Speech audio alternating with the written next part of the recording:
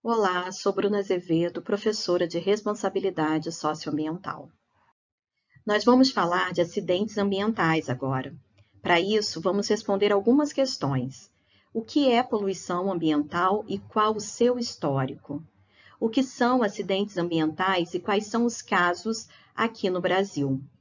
O que é risco ambiental e como podemos prevenir os casos de acidentes ambientais? Poluição ambiental é a introdução de substâncias ou energia no meio ambiente, gerando efeitos negativos e que tem como consequência o seu desequilíbrio. Pode ocorrer de forma natural ou pela ação do homem, causando danos à sua saúde, afetando também animais, plantas e todos os demais seres vivos presentes no ecossistema. Assim, a poluição ambiental e os fatores de riscos relacionados a ela, bem como os impactos negativos que ela causa sobre o solo, os recursos hídricos, a atmosfera e a biodiversidade, podem ser desastrosos. A partir dos anos 70, após a Conferência de Estocolmo sobre o Meio Ambiente, em 72, as nações começaram a estruturar seus órgãos ambientais e a estabelecer suas legislações, visando o controle da poluição ambiental, de modo que poluir passou a ser crime em diversos países. Nessa época, a crise energética causada pelo aumento do preço do petróleo colocou em pauta duas situações: a racionalização do uso da energia e a busca por combustíveis mais puros de fontes renováveis. O conceito de desenvolvimento ambiental passa a ter destaque. Com a chegada da década de 1980, legislações específicas que controlam a instalação de novas indústrias e estabelecem exigências para as emissões das indústrias já existentes passam a entrar em vigor.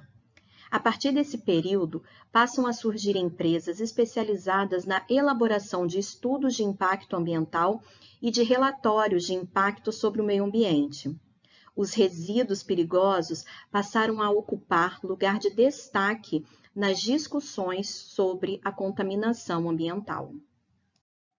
Na década de 1990, a consciência da importância de manter o equilíbrio ambiental, a preocupação com o uso moderado de matérias-primas escassas e de recursos não renováveis e a racionalização do uso da energia com o entusiasmo pela reciclagem como forma de combater o desperdício, convergem para uma abordagem mais ampla e lógica das questões ambientais. Até pouco tempo atrás, a poluição ambiental era estudada somente por meio de seus efeitos locais, e as soluções encontradas também eram aplicadas de maneira localizada. Com o aperfeiçoamento das técnicas de avaliação dos fenômenos naturais, propiciada principalmente pela introdução do sensoriamento remoto por meio de satélites, a humanidade passou a ter noção dos efeitos globais causados pelas ações poluidoras. Assim, a globalização da questão ambiental passou a exigir maior rapidez de ações e respostas cada vez mais eficazes, considerando que os acidentes ambientais podem causar efeitos de grande intensidade, afetando o meio ambiente de forma irreversível. Acidente ambiental é um evento não previsível que direta ou indiretamente pode causar danos ao meio ambiente ou à saúde humana.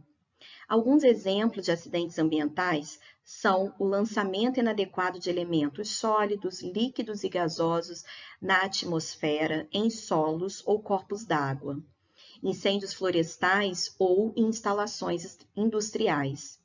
Esse tipo de acidente pode ter consequências extremamente graves. Essa imagem que aparece para vocês é a imagem do vazamento de óleo nos rios Barigui e Iguaçu, no Paraná, em 2000. Os acidentes ambientais podem ter causas naturais, ou seja, aqueles que ocorrem independentemente da atividade humana, como furacões e terremotos, por exemplo, e tecnológicos que decorrem da atividade humana, como, por exemplo, a poluição atmosférica ocasionada pelos processos industriais. Vamos passar agora para alguns acidentes ambientais que ocorreram aqui no Brasil. Por exemplo, Cubatão, em 1984, vazamento de gasolina seguido de incêndio. Cubatão, 1985, vazamento de amônia. Goiânia, 1987, contaminação por césio 137. Duque de Caxias, 2000, vazamento de óleo combustível. Miraí, 2007, rompimento de uma barragem de contenção de bauxite. São Francisco do Sul, 2013, explosão em um terminal de fertilizantes.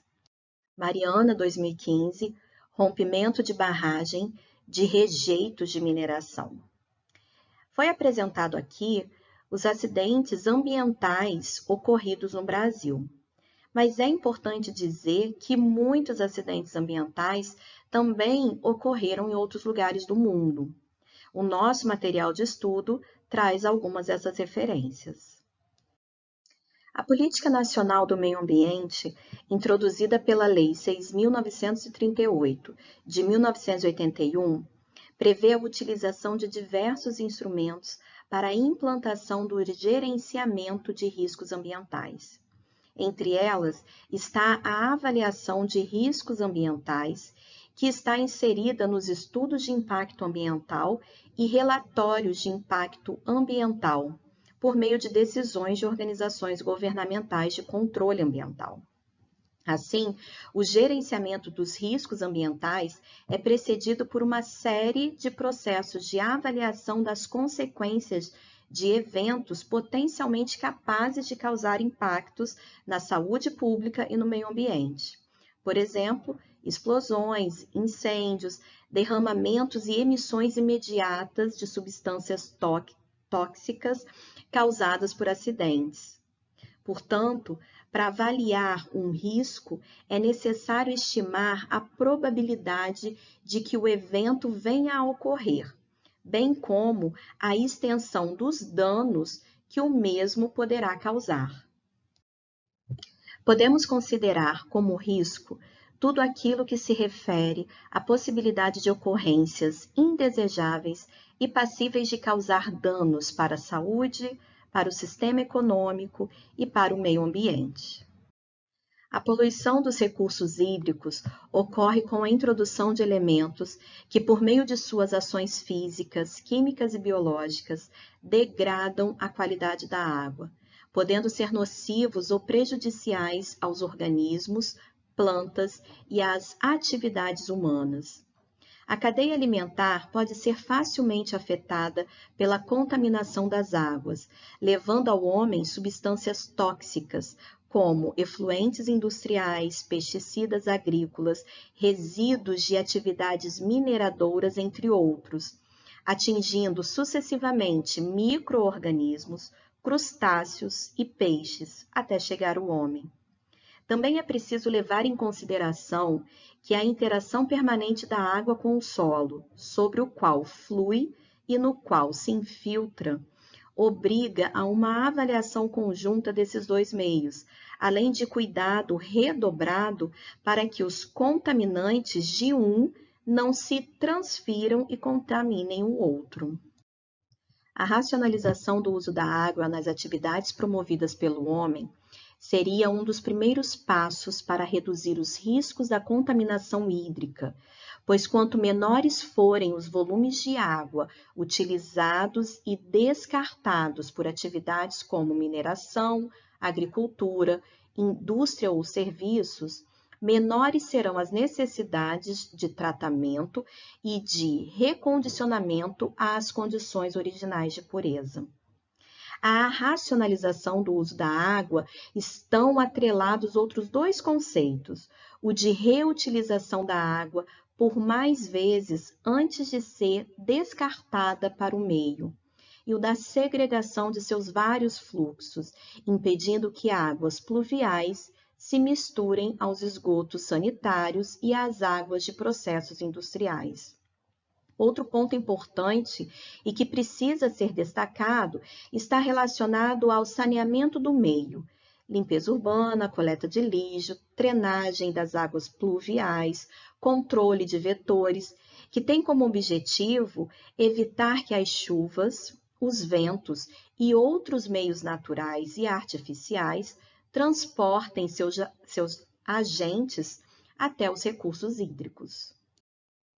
A poluição dos solos é causada pela introdução de elementos químicos, como hidrocarbonetos de petróleo, metais pesados como chumbo, cádmio, mercúrio, cromo e arsênio, e pela aplicação indiscriminada de pesticidas ou então por alterações causadas pela ação do homem e seu mau uso, como a exploração mineral não racional e a disposição inadequada de resíduos sólidos e líquidos que, além de contaminar o solo, podem atingir também o lençol freático.